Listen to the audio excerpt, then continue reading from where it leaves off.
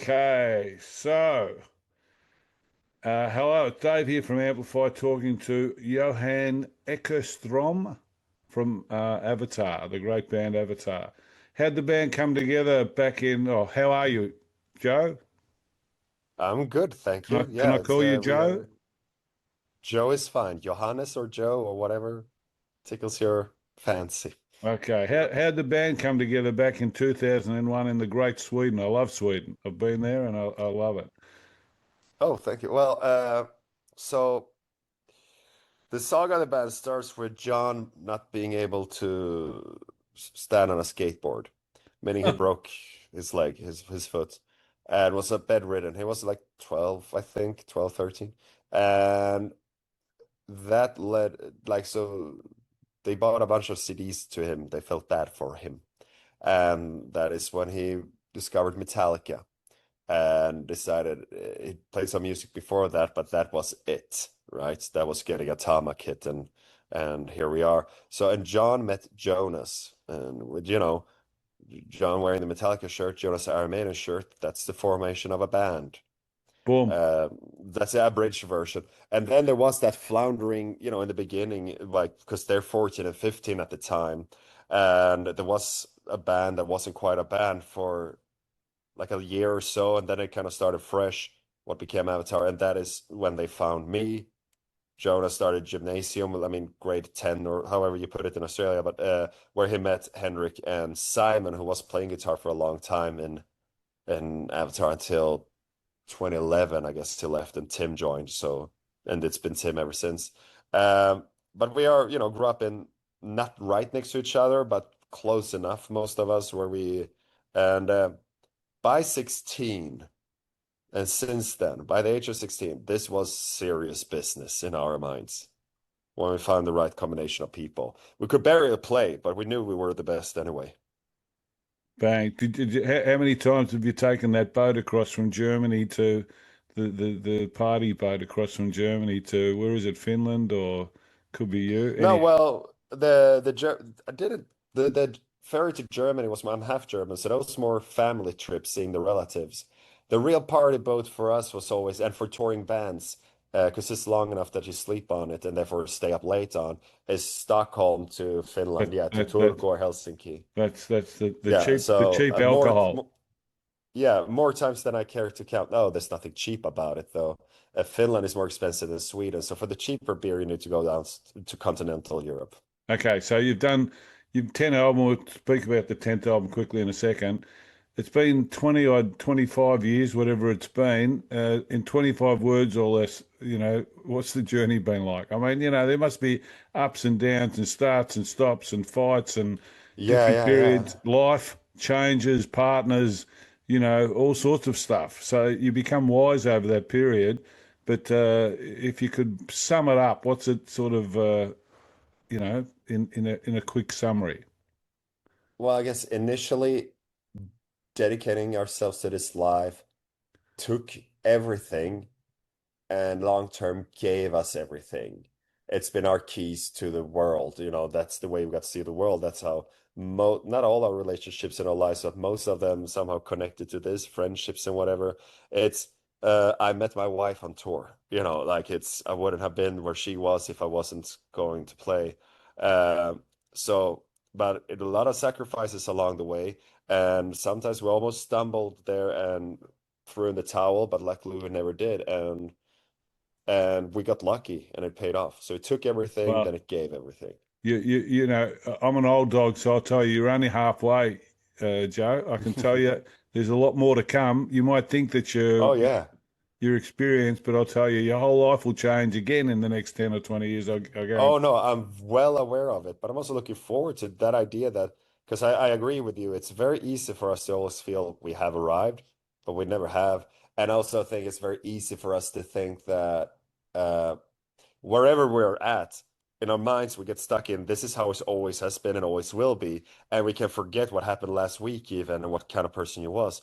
So the fact that 20 years in the future is unimaginable to me, I see as a good thing. I'm going to have a conversation with you another time about consciousness because I'm going to start a podcast because that's a All whole right. different, that's an hour. That's not 10, 15 minutes. Yeah, exactly. That's a No, big exactly. discussion about stuff. And, you discover stuff in that conversation, which I think is always Mm. interesting sort of stuff. So, how would you describe your sound? How would I like the short answer I use is heavy metal, but it's very broadly speaking. Because so so now I said that I give the long answer. When we start to play, those mid-teen kids, what we learned to play before we started to write our own stuff was a lot of death metal, mostly death metal. Was a bit of Halloween and Iron Maiden thrown in there, but it was Cannibal Corpse, it was Slayer, it was, extreme music. So the learning to play part made that became a huge part of our musical DNA.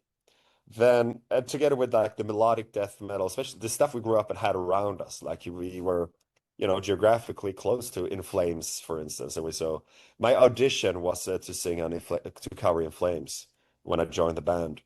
And all so nowadays the music is for the most part we dabble in the extreme, but for the most part more melodic, I would say, and way more playful and experimental and very songwriting. If um, yeah, I guess that's a way to put it.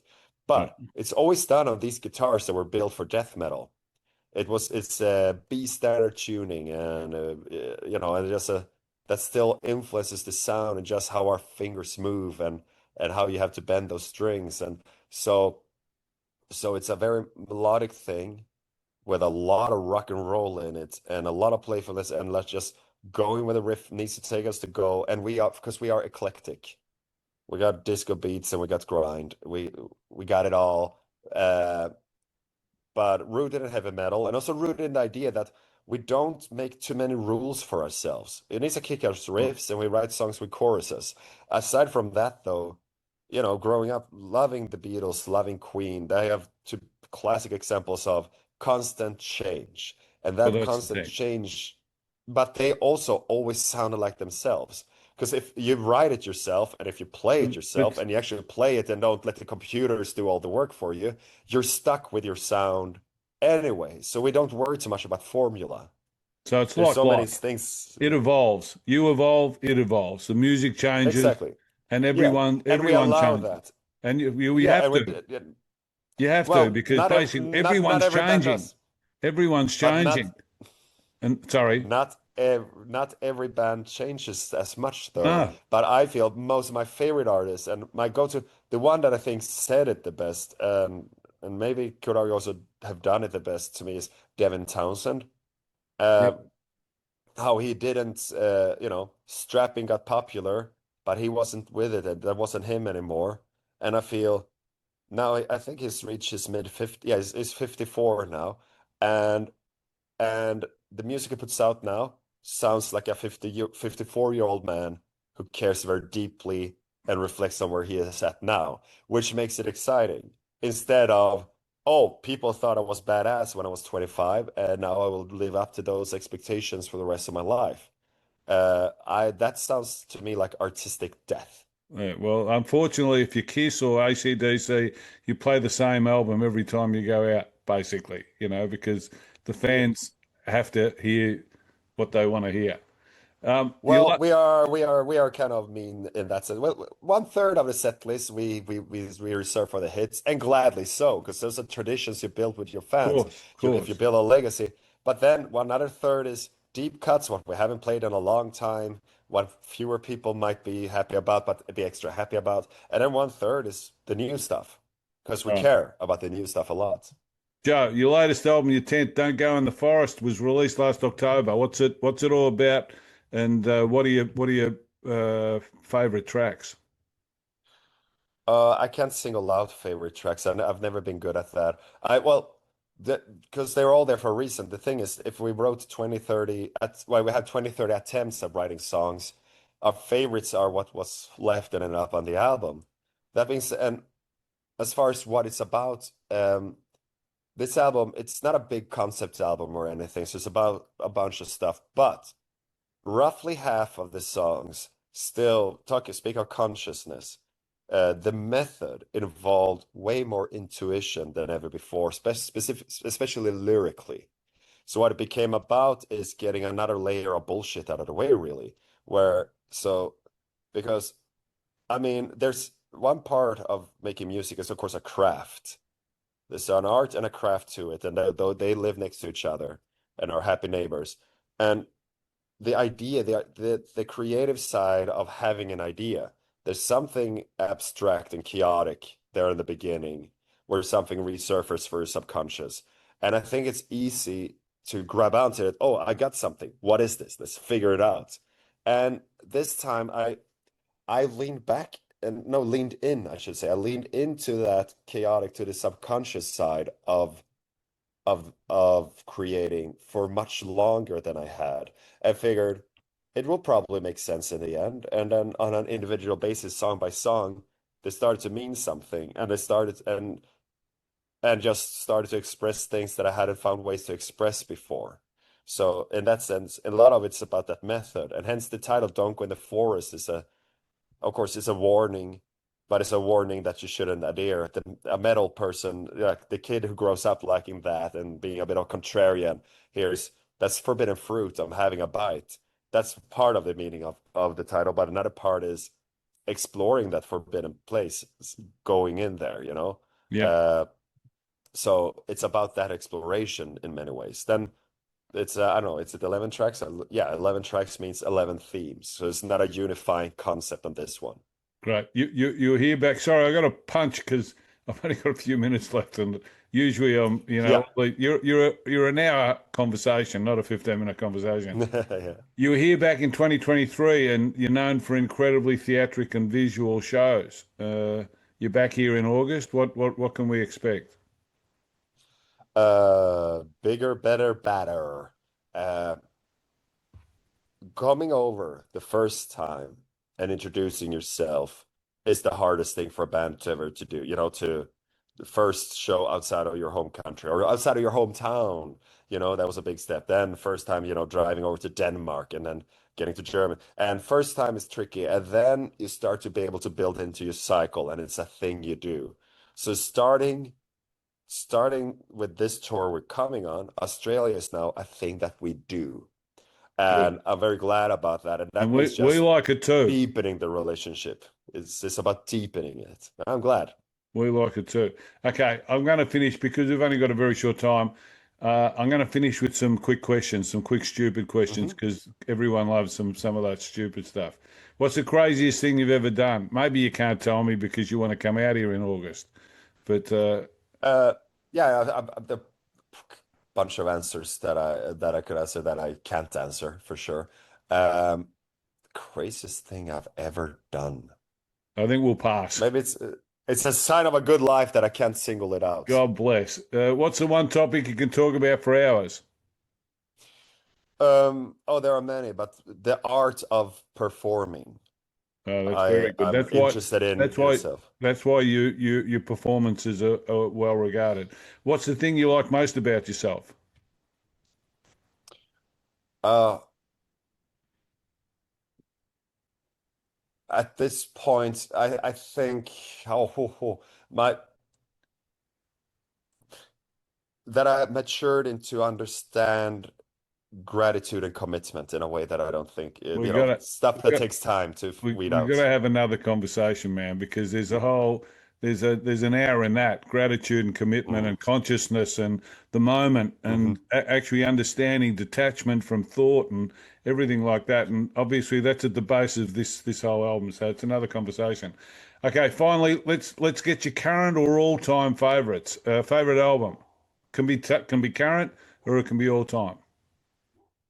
It's to single one out is hard, but oh shit.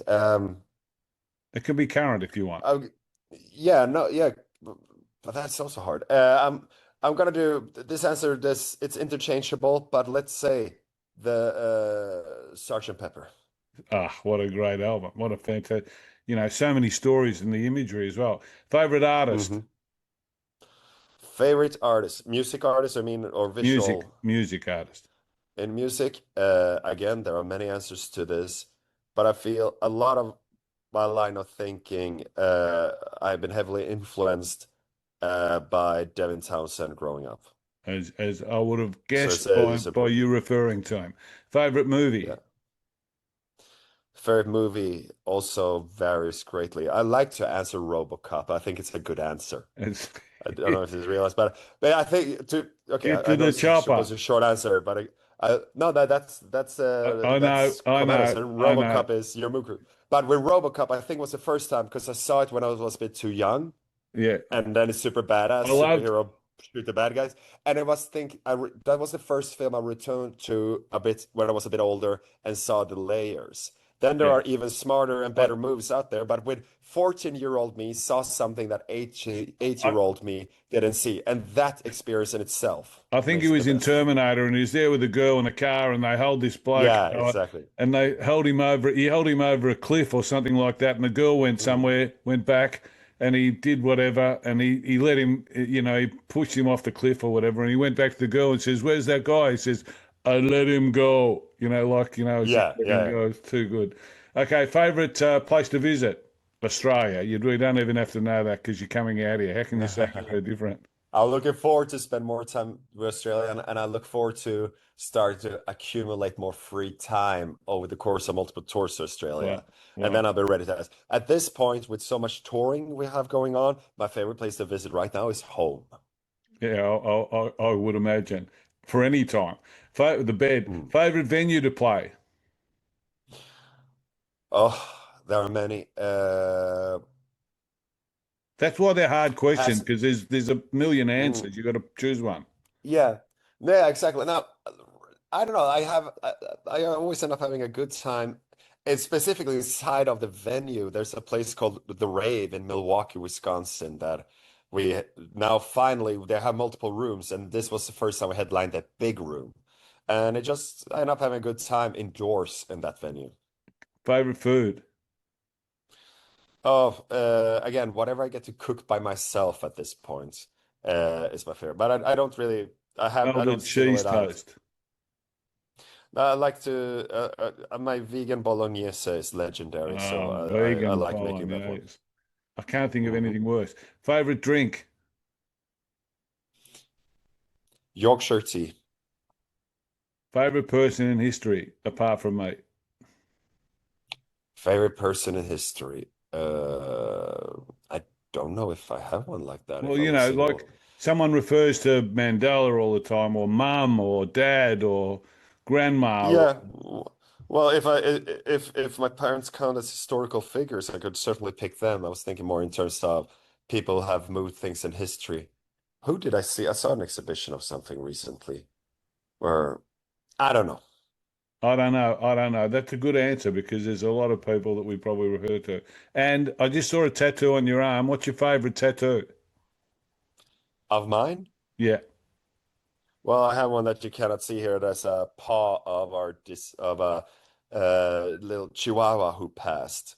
Uh-huh. And I don't have many tattoos, so they're not big, but this I like this one because there's a couple tattoo where this the other half of the sentence is on my wife's arm. That's And then beautiful. if we That's hold beautiful. hands, they kind of becomes a heart with that sentence significant to us. But the thing is, for the only really good-looking tattoo by a good tattoo artist is this is my dog's paw that is right here. Did you replace the Chihuahua? Not replace. Well, he was gonna have a little brother. We wanted to have two together. So the second one was on its way, and then they just between passing and birth, it was 18 days. Sad. So and but then that Chihuahua, we wanted for this older one that we realized we wanted. We made sure that so now we have two dogs, so they also have each other. Fantastic. So That's yeah. it, Joe. We dipped our Well, thank you toe in very the much. water. We dipped our toe because Yes, we basically did. there's a million things I'd love to ask you, which I Yeah, didn't get a but I'm chance to. afraid I have to now. Yeah, it's time for the next one, actually. I'm 1 minute late, so Th- I need to jump the next one. But it's very Thank you, nice thank talking you, to you. thank you. Same. All the Thank you. best.